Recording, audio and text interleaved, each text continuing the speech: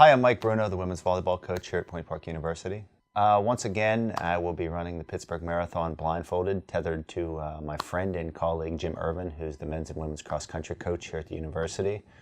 Last year we did it for Vision Research Ropard Foundation, and this year we're going to be running for Autism Speaks. My daughter Cassie, who is 8 years old, is visually impaired and also lives with autism. So the second time around, we're going to do it for her other challenge. Originally, the idea came from, I guess originally I was trying to figure out what she deals with on a daily basis, and I'm always looking for opportunities for her adapted activities or sports that she can participate in when she gets older.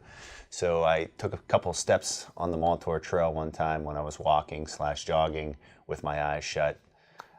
The progression was 5, then I progressed to 10, 15, eventually 20 without a guide.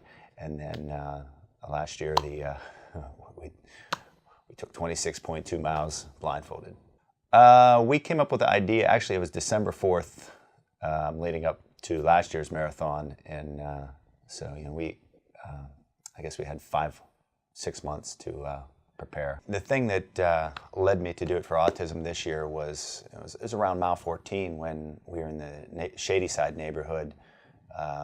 Bands were playing, fans were amazing, cheering, and Jim was on my left, and there was a speaker to our right, a lot of noise between the band, the fans cheering.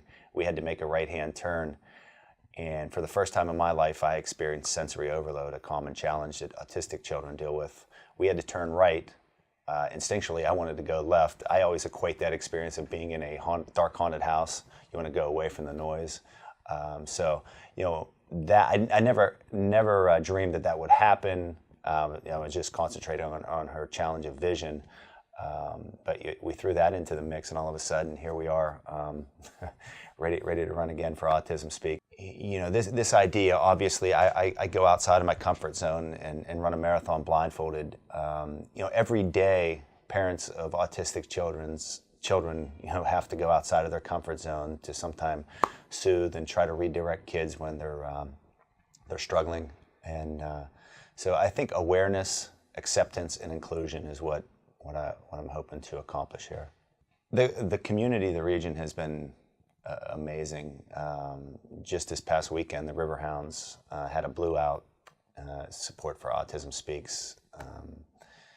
They played the Charleston Battery, and they had some different charitable events that raise money for Autism Speaks as well. There is a physical component. Obviously, you have to train your body to run those distances, but it's such a mental toughness that you have to endure, and so I think there was a mix between the two. And as far as the physicality, at mile 23 coming through the Strip District, we were struggling a little bit, but we got it back together. As a coach, I've seen teams that have won championships and then walk into the gym the next year and expect it to happen again, and so we put the work in. I know our fitness level is where it needs to be. However, we still have to respect the process. We still have to respect the distance, and there's all kind of factors that come into it. That trust between Jim and I, that communication between Jim and I. Yeah, we're going to respect this process. Just because we did it once doesn't mean it's ultimately going to happen. We have to respect it and just take each step one at a time and work together. We are in the process of filing the paperwork to get our foundation started. Eventually, Team Cassie is going to be a charitable foundation where we are going to award scholarships to visually impaired students, autistic students, and additionally, we would like to purchase adapted bicycles for special needs children in the area. If there is one thing that I would like to get out there is, this Sunday we're going to be outside of our comfort zone. There is going to be parents every day with autistic children outside their comfort zone. When we're doing it, the fans, the community of Pittsburgh is amazing. They're encouraging, they're cheering us. I challenge people to encourage parents, during those tough times too, and just reach out and maybe some kind words or a gesture or a smile, or hang in there, mom and dad. I feel for you type thing. So that is the awareness, the perception is something that I think is the big part of why we're doing this. Yeah, we have a website. It's 26-2blindfolded.com. And there's a link that goes right to Autism Speaks if you want to donate on our website.